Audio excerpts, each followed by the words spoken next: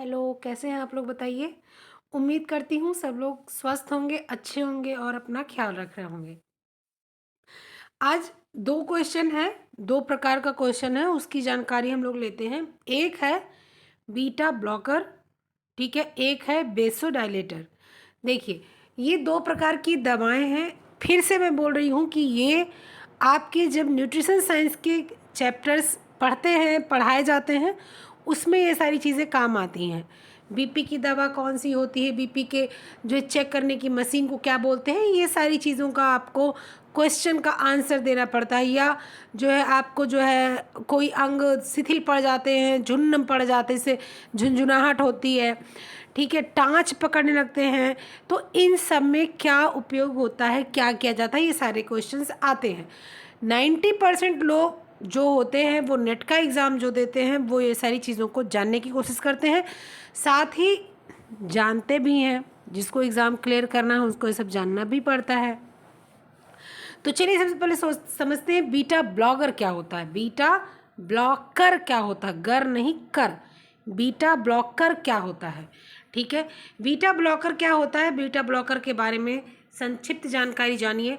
रक्तचाप को कम करने वाली दवाओं को बीटा ब्लॉकर्स बोलते हैं। ब्लॉकर, जो बीटा किरणें होती हैं उनको ब्लॉक कर देना काम होता है बीटा बीटा ब्लॉकर्स का।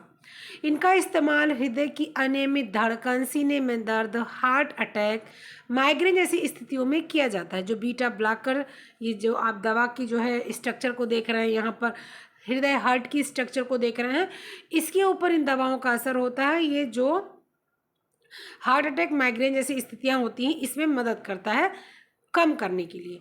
इनका उपयोग अनियमित हृदय ताल, ताल मतलब धड़कन, जो चलता है, ताल मतलब जो चलने का तरीका होता है, दिल की धड़कन रुकना, सीने में दर्द, हार्ट अटैक और माइग्रेन जैसी गंभीर स्थितियों में क्रिया करना इसका काम होता है। अस्थमा और डायबिटीज़ से पीड़ित लोगों के इलाज में बीटा ब्लॉकर्स का इस्तेमाल आमतौर पर नहीं किया जाता, क्योंकि ये जो है जो बीटा ब्लॉकर होते हैं ये धमनियों को फास्ट जो ब्लड वगैरह होते हैं उनको रोकने में मदद मतलब बहुत तेज होता है ना, हार्ट अटैक हो जाता है, उनको सामान्य करने में मदद करता है। अगर जो है डायबिटीज़ या अस्थमा के व्यक्ति को ये दवाई दी जाएंगी तो उसका रिएक्शन हो सकता है। बीटा ब्लॉकर ऐसी दवाएं हैं जो रक्तचाप को कम करती हैं। उन्हें बीटा एंड्रोनर्जिक अवरोध एजेंट भी कहा जाता है। दवाएं एपिनेफ्रिन हार्मोन के प्रभाव को रोकती हैं, जिसे एड्रेनाइलिन भी कहा जाता है। बीटा ब्लॉकर के कारण हृदय अधिक धीमी गति से और कम बल के साथ धड़कने लगता है। मतलब कि जब हृदय बिल्कुल से ऐसा लगता है कि अब काम करना बंद कर देगा, तो क्या करते हैं, हृदय को जो है बीटा ब्लॉकर दवाएं देकर हृदय को काम करने की कोशिश करते हैं। या हृदय बहुत धीरे से चलने लगता है, बहुत धीरे से चलने लगता है, तो भी उसको क्या करते हैं कि इस प्रकार से देते हैं कि वो तेज कर दे, तेज चलता है तो धीरे कर दे। मतलब इस दवाई का उपयोग ये है कि हृदय गति को सामान्य करना, ठीक है? इससे रक्तचाप कम होता है। बीटा ब्लॉकर रक्त प्रवाह को बेहतर बनाने के लिए नसों और धमनियों को चौड़ा करने में मदद करता है। मतलब ये फैला देता है नसों को, धमनियों को ये थोड़ा सा वाइड कर देता है, फैला देता है, ताकि ब्लड जो है वो उसका फ्लो हो सके। बीटा ब्लॉकर का उपयोग किस प्रकार किया जाता है, यदि आपको केवल उच्च रक्तचाप है यानी कि हाई ब्लड प्रेशर की समस्या है, तो प्राथमिक उपचार के रूप में बीटा ब्लॉकर की सिफारिश नहीं की जाती है, ठीक है? सिर्फ अगर आपको उच्च, मतलब जैसे बहुत लोग को होता है ना कि हाई ब्लड प्रेशर होता है, किसी किसी को लो ब्लड प्रेशर होता है, हम लोग की तबीयत खराब हो जाती है तो तुरंत, हर व्यक्ति की तबीयत खराब हो जाती है तुरंत क्या हो जाता है कि चक्कर आने लगता है, लो ब्लड प्रेशर हो जाता है। लेकिन कभी कभी रहते रहते हाई ब्लड प्रेशर, बोलते हैं ना हाई ब्लड प्रेशर के हम मरीज़ हैं, तो चलते चलते ब्लड प्रेशर अप हो जाता है, बेहोश हो जाते हैं, गिर जाते हैं। तो जो चलते चलते ब्लड प्रेशर हाई होने वाले लोग हैं उनको नहीं दिया जाता है। बीटा ब्लॉकर का उपयोग आमतौर पर उच्च उच्च रक्तचाप के लिए नहीं होता है, जब तक कि अन्य दवाएं जैसे मूत्रवर्धक अच्छी तरह से काम नहीं करती। बीटा ब्लॉकर रक्तचाप को कम करने के लिए उपयोग की जाने वाली दवाओं में से एक हो सकता है। अगर बीटा ब्लॉकर तभी उपयोग किया जा सकता है जब और दवाएं ना दी जा रही हों, जैसे कि उच्च रक्तचाप वाले जो मरीज होते हैं उनको और दवाएं दी जाती हैं, इसलिए उनको जो है बीटा ब्लॉकर की दवाएं नहीं दी जाती हैं। अगर अचानक से ब्लड प्रेशर हाई या लो हो जाता है तो बीटा ब्लॉकर दिया जाता है, क्योंकि इसके साथ कोई अन्य दवाएं नहीं दी जा सकती। बीटा ब्लॉकर का उपयोग अन्य स्थितियों में किया जाता है, जैसे अनियमित हृदय ताल, ठीक है, जैसे जो है ताल जो होता है घटना बढ़ना, दिल की धड़कन रुकना, सीने में दर्द जिसे एंजाइना भी कहा जाता है, दिल के दौरे में, माइग्रेन में, कुछ प्रकार के झटके जैसे मिर्गी वगैरह पड़ता है तो भी बीटा ब्लॉकर दिया जाता है। मिर्गी क्यों पड़ता है? क्योंकि नस जो होती है वो ब्लड सर्कुलेशन नहीं कर पाती उस जगह पर, ब्लड सर्कुलेशन उस जगह पर नहीं होता तो जो है झंझनाहट होती है, ऐंठन होती है, व्यक्ति को जो है मिर्गी का दौरा पड़ता है, वहाँ भी बीटा ब्लॉकर दिया जाता है। ठीक है, चलिए दुष्प्रभाव क्या है बीटा ब्लॉकर का ये समझ लेते हैं। बीटा ब्लॉकर के सामान्य दुष्प्रभावों में शामिल हो सकते हैं ठंडे हाथ या पैर होना, अत्यधिक थकान लगना, भार बढ़ना, चक्कर आना या हल्का सिर दर्द होना। ये जब बीटा ब्लॉकर नुकसान करता है, रिएक्शन करता है, तब इसका ये आपको प्रभाव देखने को मिल सकता है रोगी के अंदर। कम दुष्प्रभाव मतलब कि हल्का दुष्प्रभाव क्या हो सकता है? अवसाद, यानी कि हम लोग डिप्रेशन में जा सकते हैं, अन्यथा दुखी रहने सकते हैं जिसका कोई कारण नहीं होता।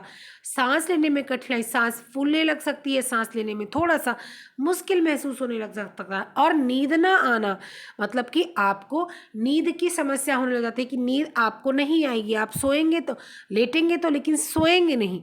तो ये बीटा ब्लॉकर के साइड इफेक्ट्स हैं। अब आपको हम लोग दिखाते हैं क्या, वेसोडाइलेटर्स। मैं इसके बारे में दो चीज़ अभी क्लियर कर देती हूँ। वेसोडाइलेटर का मतलब होता है कि जो अंग शिथिल पड़ जाता है उस अंग को क्या करना, उस अंग को वाइब्रेट करके दोबारा से जो है सक्रिय करना। वेसोडाइलेटर जब आप गूगल पर जाकर देखेंगे तो आपको बहुत सारी चीज़ें दिखाई देंगी, तो गलत तरीके से आप इसको मत समझिएगा, इसीलिए मैं बता रही हूँ कि गूगल पे जाकर सर्च कीजिएगा। वेसोडाइलेटर का मतलब है जब कभी भी यौन संबंध बनता है और उसमें भी अगर स्त्री का या पुरुष का तो बहुत कम होता है, 99% ऐसा नहीं होता, लेकिन स्त्री का कभी भी यौन संबंध बनाने में इच्छा नहीं होती, उसकी यौन संबंध के दौरान जो अंदरूनी दीवारें होती हैं वो शिथिल पड़ जाती हैं, तो एक उपकरण आता है जो वाइब्रेट करता है, यानी कि झंझनाहट पैदा करता है, उससे उसको जो है थोड़ा सा उग्र बनाने की कोशिश की जाती है, थोड़ा सा उसको उस जगह को जो होता है उस जगह को थोड़ा सा क्या करते हैं कि सक्रिय करने की कोशिश की जाती है, ताकि जो है जो रिलेशन होता है पति पत्नी का वो रिलेशन बन सके, स्त्री जो है उसको जो है स्त्री को समस्या ना हो इस संबंध से। एक तो वेसोलेटर का मतलब ये होता है, ठीक है, वेसोलाइटर या वेसोलेटर आप जो भी बोल सकते हैं, ठीक है। दूसरा, मैं बार बार बोल रही हूँ कि इसका काम ही है जो अंग शिथिल हो जाए उस अंग को करना क्या शुरू। एक आपको उपकरण है और एक आपकी दवा है। वेसोलेटर एक उपकरण है जो मैंने बताया, ये अधिकतर जो है ये यौन संबंध के लिए, यानी कि आप स्त्रियों के जो है जो अंग है, जननांग है, उनको थोड़ा सा फास्ट करने के लिए उपयोग किया जाता है। लेकिन ये और भी जगह डॉक्टर यूज़ करते हैं, अंदरूनी भी कोई समस्या हो जाती है, आपके ब्लड सर्कुलेशन नहीं होते, तो दवा के माध्यम से।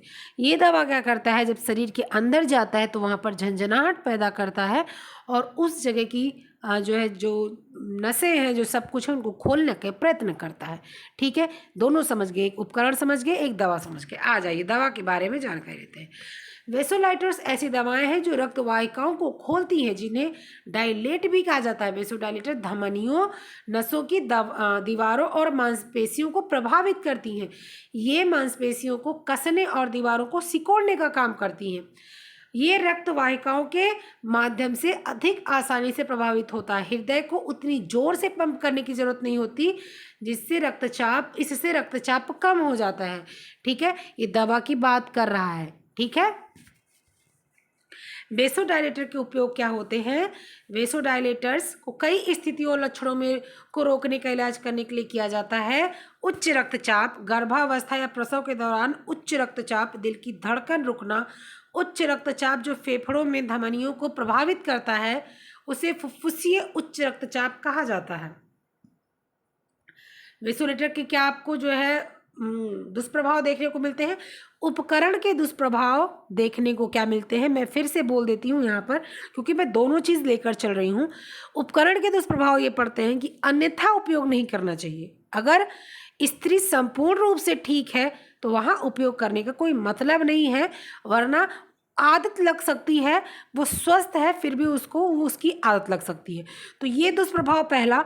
दूसरा कि जब जननांग में हमारे या स्त्री के जो है पूरा सब कुछ प्रक्रिया सही चल रही है और आप उपकरण का उपयोग लगातार कर रहे हैं तो उसको प्रेजेंट टाइम में चीज़ें महसूस ही ना हो, तो खासकर बच्चा वगैरह पैदा करने के टाइम में ऐसा फील ही नहीं होगा कि उसके जो है अंग में, उसके योनि में कुछ उसको खिंचाव या कुछ उसको कसाव महसूस हो रहा है।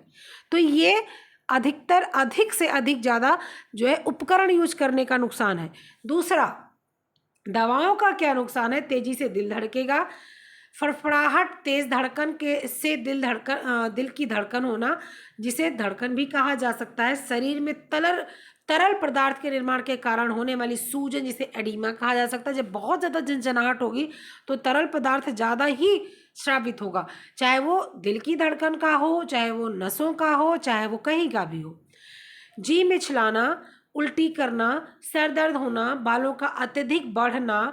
बालों का सर के बाल की बात नहीं हो रही, शरीर के बाल की बात हो रही है। शरीर में सर के बाल छोड़ के और हर जगह की। जोड़ों का दर्द, छाती का दर्द, इसलिए मैं बोल रही हूँ। नहीं तो कुछ लोग बाल बढ़ाने के चक्कर में इतने ज़्यादा जो है डेस्परेट होते हैं कि उनको कुछ भी बोल दो वो करने को तैयार होते हैं। तो इसलिए मैंने इसको क्लियर कर दिया। तो ये दो चीज़ें थी और बहुत ही अनिवार्य चीज़ें थी। इससे आपको जो है दोनों चीज़ों की जानकारी हो गई। एक आपका क्या है? बीटा ब्लॉकर, दूसरा वेसो डायलेटर। ठीक है, ये दोनों चीज़ें आपकी क्लियर हो गई। उम्मीद करती हूँ दोनों चीज़ें आप लोगों ने समझी होंगी।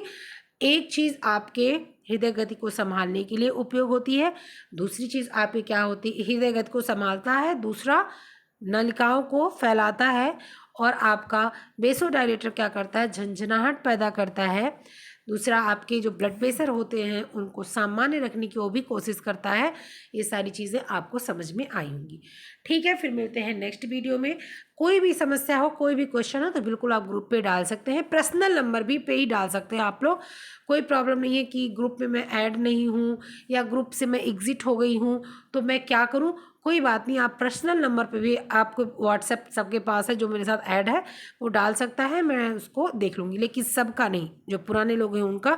नए लोग ऐड हो जाएंगे जब व्हाट्सएप ग्रुप पर, तो वहाँ से उनके मैं क्वेश्चन को पिक कर लूँगी। चलिए ठीक है, फिर नेक्स्ट सब्जेक्ट के साथ मिलते हैं। सब्जेक्ट हमारा होम साइंस ही, सब्जेक्ट क्वेश्चन की बात कर रही हूँ। तब तक के लिए अपना ख्याल रखिएगा, खूब पढ़िए लिखिएगा, मस्त रहिए, खुश रहिए। बाय बाय, जय हिंद।